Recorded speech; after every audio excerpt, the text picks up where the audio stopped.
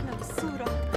الله، انا مش مصدقه ان بعد كل السنين دي، قصدي الشهور دي هيطلع بختي بالحلاوه دي. مش مصدقه. بس يعني كده بس دلوقتي تبقى ساكت، كبري ولو ان شاء الله ولا حاجه.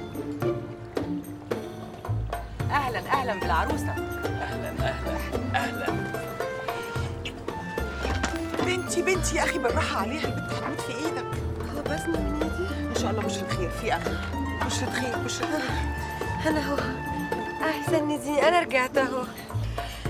انا عايزه من ده، هو ده انا عايزه من ده بقى. بس يا بنتي امسكي روحك، لا ياخد باله ان احنا مدلوقين. بس دكتورة علا صح؟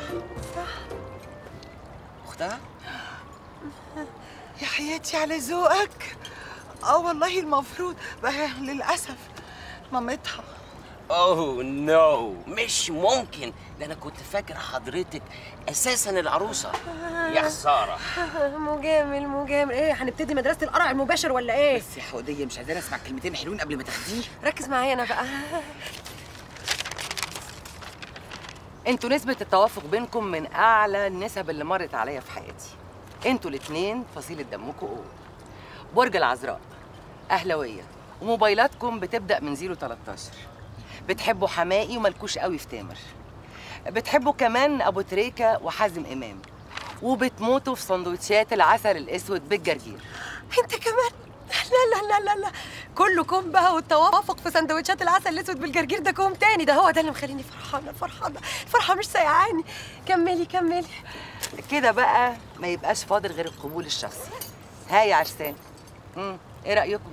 لا، القبول حصل من اول نظره. لا انا بتكسف. بعد إذنك عايزاكي ثانية واحدة. تحت امرك يا ست الهوان. اتفضلي حضرتك. متشكره. اتفضلي يا روح قلبي، انا بساع بنتي. اتفضلي يا روحي، اتفضلي. ده انتي ادم السعد وش الهنا. طلباتك يا قمر يا عسل. 10,000. نعم يا اختي، بتوعي يا حبيبتي. جرايه يا مدام، امال انت كنت فاكره ايه؟